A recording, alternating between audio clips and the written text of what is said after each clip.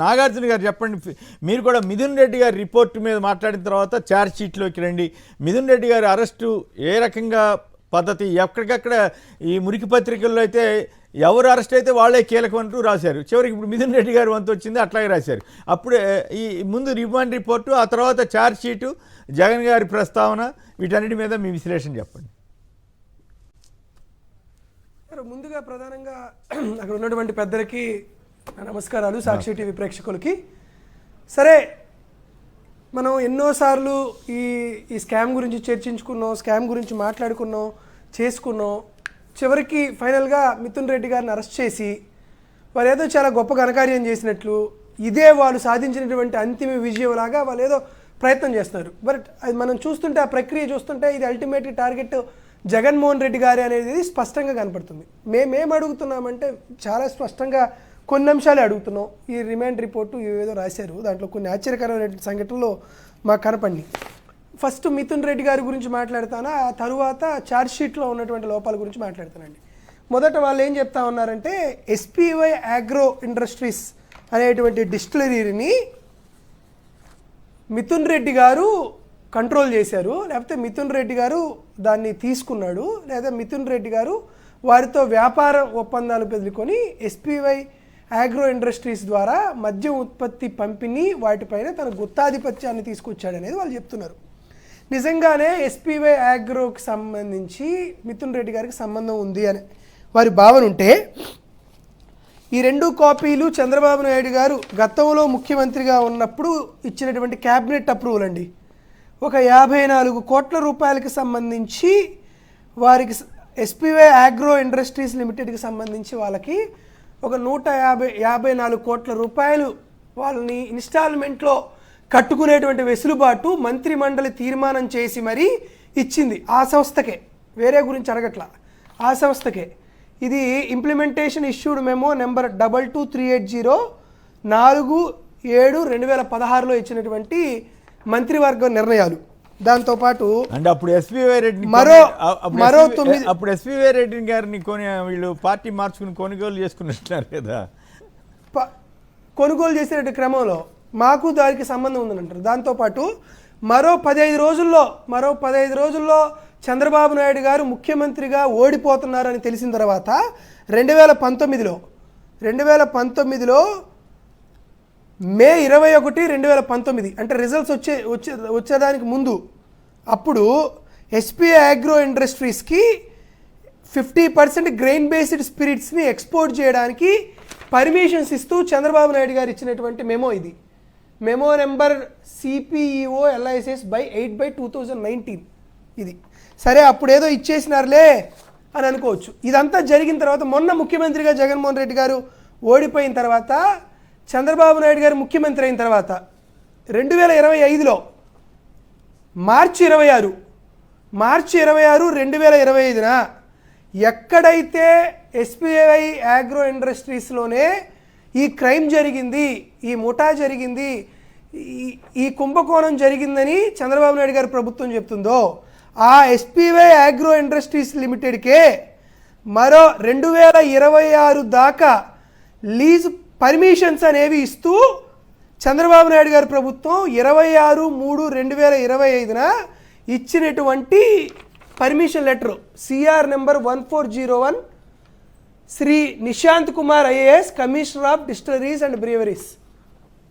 నిజంగా అక్కడ క్రైమ్ జరిగిందని వారు భావిస్తే, నిజంగా ఎస్పీఐ అగ్రోస్లో ఒక స్కామ్ జరిగిందని భావిస్తే, వాటి ద్వారా ఈ రోజు కూడా పర్మిషన్స్ ఎందుకు చంద్రబాబు నాయుడు గారి ప్రభుత్వం ఇచ్చింది?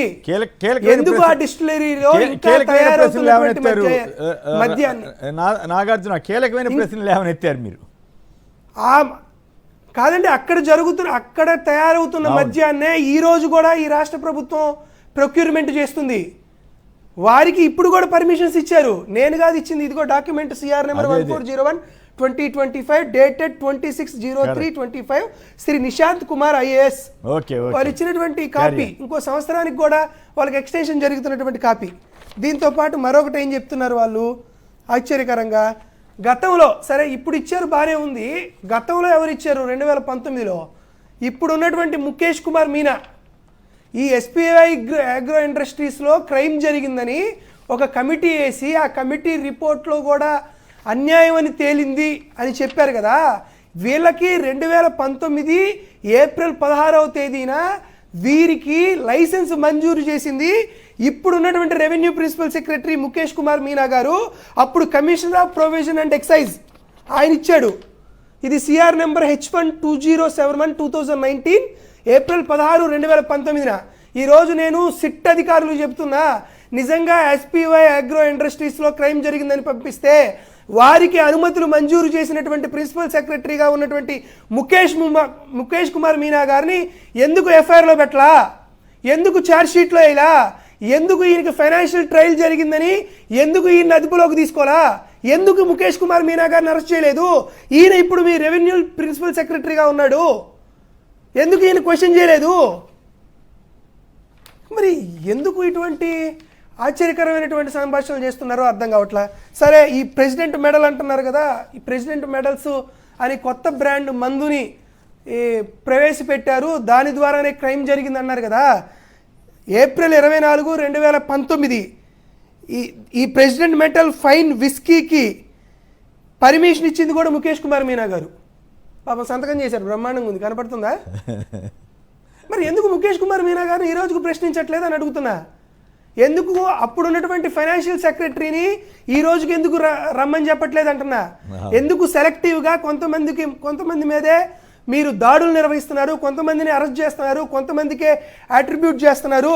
కోర్టులో ఛార్జ్ షీట్ వేయకముందే ఛార్జ్ షీట్ ఎన్ని పేజీలు ఉంది, A3లో ఉందా, A4లో ఉందా, ఫోరెన్సిక్ రిపోర్ట్స్ ఎన్ని ఉన్నాయి, ఎన్ని పేజీలు ఉన్నాయి, ఏ పేజీలో ఏమున్నాయి అనేది ఈనాడు ఆంధ్రజ్యోతికి ఎందుకు తెలిసింది? సాక్షికి కూడా తెలియచ్చుగా, లేకపోతే ఇంతమంది ఇండివిజువల్స్ ఉన్నారు తెలియచ్చు కదా. కోర్టులో అక్కడ ఉన్నటువంటి పెద్దలకే చెప్పాలి, కొంతమంది లాయర్స్ ఉన్నారు కదా వారే చెప్పాలి. అసలు కోర్టులో నెంబరింగ్ అవ్వకుండా, ఛార్జ్ షీట్ నెంబరింగ్ అవ్వకుండా ఛార్జ్ షీట్ వివరాలన్నీ ఈనాడుకి ఎట్లా తెలుస్తున్నాయండి? ఎందుకు ఇన్వెస్టిగేషన్ ఆఫీసర్స్ మీడియా వాళ్ళతో ఎందుకు మాట్లాడుతున్నారు, ఏ సెక్షన్ ప్రకారం మాట్లాడుతున్నారు? సరే, మీరందరూ చేయగలుగుతున్నారు, మీకు నచ్చినట్లు చేస్తున్నారు. దాంట్లో ఇంకొకటి కూడా చెప్తున్నారు, ఒక మోడల్ని తయారు చేశారు. ఎక్కువగా అంటే కొన్ని కంపెనీలకే, కొన్ని డిస్టిలరీకే ఎక్కువగా వారికి ఈ ఆర్డర్స్ ఇచ్చారని అడుగుతున్నారు. నేను ఆర్డర్స్ ఇచ్చారని చెప్తున్నా. నేను ఇప్పుడు ఒక విషయం చెప్తున్నాను సార్, చంద్రబాబు నాయుడు గారు ముఖ్యమంత్రిగా ఉండగా కంపేర్ చేయండి, జగన్మోహన్ రెడ్డి గారు ముఖ్యమంత్రిగా ఉండగా కంపేర్ చేయండి. మేము ఎవ్వరికీ కూడా 10%, 15%, 16%, మ్యాక్సిమం 16.5% ఒక కంపెనీకి మాత్రమే, ఒక ఇయర్లో మాత్రమే మేము వారికి ఎక్కువ ఆర్డర్స్ ఇచ్చాం. చంద్రబాబు నాయుడు గారిది వరుసగా చెబుతా వినండి.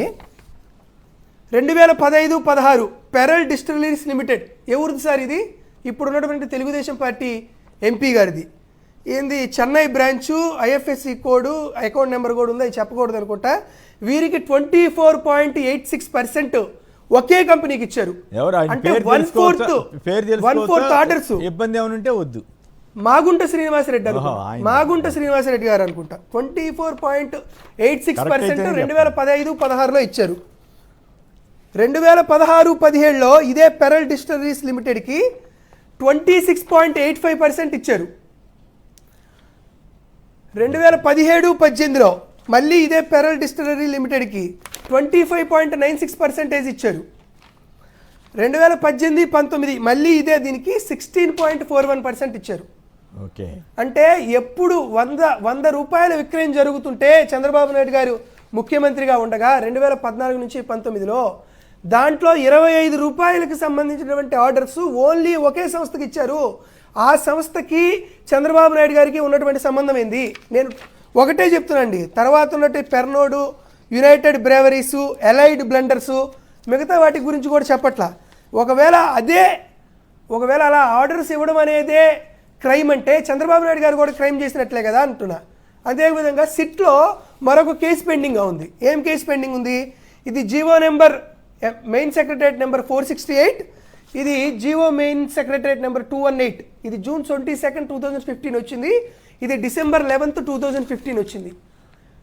ఇవి మద్యం షాపులకు ప్రివిలైజ్ ఫీజు రద్దు చేస్తున్నట్లు చంద్రబాబు నాయుడు గారు ఇచ్చినటువంటి జీవో. ఇది బార్లకి ప్రివిలేజ్ ఫీజు రద్దు చేస్తున్నట్లు ఇచ్చినటువంటి జీవో. ఈ రెండు జీవోల వల్ల ఆంధ్రప్రదేశ్ రాష్ట్ర ప్రభుత్వానికి 6,500 కోట్ల రూపాయల పబ్లిక్ ఎక్స్చెక్చర్కు నష్టం జరిగిందని ట్రయల్తో సహా సిఐడి దగ్గర పెండింగ్లో ఉన్నటువంటి అంశం. ఈ రెండింటినీ కూడా principal secretary to the CM గారికి కూడా ఈ జీవోస్ పంపించారు. సో వీటి మీద ఉన్నటువంటి విచారణని పక్కన పట్టించి ఎందుకు కొత్తగా ఒక కొత్త యాట్రిబ్యూషన్ చేస్తూ మరొకటి చేస్తున్నారు? ఒకవేళ నిజంగా మీలో దమ్ము ధైర్యం ఉంటే ప్యారలల్గా 2 క్రైమ్స్ జరిగినాయి కాబట్టి 2015-19 మధ్య జరిగిన దాన్ని 2019-24గా ప్యారలల్గా ఒక ఇన్వెస్టిగేషన్ చేయండి. లేదు ఇక్కడ ఇన్వెస్టిగేషన్ చేయడంలో ఏదైనా ఇబ్బందులు ఏర్పడితే సిబిఐకో లేకపోతే ఈడీకో 2 కేసుల్ని ప్యారలల్గా చేయమని చెప్పండి. ఎవరు తప్పుంటే వారిని తీయడానికి సిద్ధమవుతాం. దీంతో పాటు ఛార్జ్ షీట్ అంశం అనేది పూర్తిగా బోగస్ ఛార్జ్ షీట్. అవకాశం సందర్భం వచ్చిన తర్వాత పెద్దలు మాట్లాడిన తర్వాత దాని గురించి కూడా మాట్లాడతాం. రైట్. మన శర్మ గారు చెప్పండి, ఇప్పుడు మన మిత్రుడు నాగార్జున చెప్పిన అంశాలతోటి మీరు ఎంతవరకు ఏకీపిస్తారు? 100% ఏకీభవిస్తామండి. గతంలో నమోదైన కేసులు కానీ అవన్నిటిని ఉండగా చేయగా వాటి మీద విచారణ చేసి నేను నిజాయితీగా ఉన్నాను అని ప్రజలకు నిరూపించుకోవాల్సిన బాధ్యత ఉన్నవారు ముఖ్యమంత్రి వారు అది చేయకుండా కొత్త కేసులు ఎక్కడ ఏమీ సంబంధం లేనిది ఫ్యాక్ట్స్ అంతా కూడా వాస్తవ విరుద్ధంగా ఉన్న వాటిల్లో ముందుకు వెళ్తున్నారు, చేస్తున్నారు. వారి మీద ఉన్న కేసులేమో అందరూ క్లోజ్ చేయబోతున్నారు అని చెప్పేసి నేను మీడియాలో నిన్న మొన్న కూడా విన్నాను. ఇదంతా చూస్తుంటే నాగార్జున యాదవ్ గారు చెప్పినట్లు 100% నిజం ఉందని నేను భావిస్తున్నాను. అయితే ఇక్కడ ఒక పాయింట్ చెప్పండి. ఇప్పుడు కల్పిత కథలతోటి జగన్ గారి పేరు ఛార్జ్ షీట్లో పెట్టేశారు, ఇంకేముంది, ఏదేదో పెద్ద ప్రమాదం జరిగినట్లుగా ఇవాళ మురికి పత్రికలు కొన్ని రాసుకున్నాయి కదా. మరి అదే మరి చంద్రబాబు గారి మీద ఓటుకు నోటు కేసులో డైరెక్ట్గా అరెస్ట్ కూడా జరిగింది. ఒక ఇప్పుడు సరే ఆయన ముఖ్యమంత్రిగా ఉన్నారు, వేరే ఆయన, అది వేరే విషయం. కానీ మరి అప్పుడు అది కూడా కరెక్ట్ అని చెప్పాలిగా. ఇప్పుడు ఒకవేళ ఇది కరెక్ట్ అయితే అవునండి. అసలు ఆ రోజునేమో అన్యాయంగా అరెస్ట్ చేశారు, చెందారు అని చెప్పేసి ఆ రోజు కథలు రాశారు.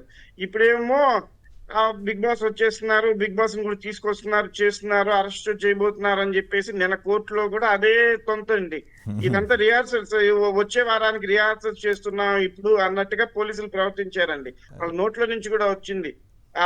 అట్లా వాళ్ళు ఏంటంటే జగన్ గారిని అరెస్ట్ చేయాలి, అరెస్ట్ చేస్తారు అనే దానికి రెడీ చేసుకుంటూనే ఈ ఛార్జ్ షీట్లన్నీ రాసుకుంటూ వచ్చారు. మొత్తానికి కూడా రాజకీయ కక్షపూరితమైన వాతావరణంలో విచారణ జరుగుతుందే తప్ప వారు అన్నట్టుగా నాగార్జున యాదవ్ గారు అన్నట్టుగా ఏ సిబిఐ విచారణో లేకపోతే నిష్పక్షపాతంగా వేరే విచారణ చేసి ఇట్లాంటి అరెస్టులు చేస్తుంటే బాగుండేది. అట్లా కాకుండా వారి సొంత జేబు సంస్థలతోటి విచారణ చేయించి వారికి ఇష్టం వచ్చినట్టుగా రిమాండ్ రిపోర్టులు రాసి అరెస్టులు చేయడం అనేది ప్రజలు ఎవరు కూడా హర్షించే విధంగా లేదండి.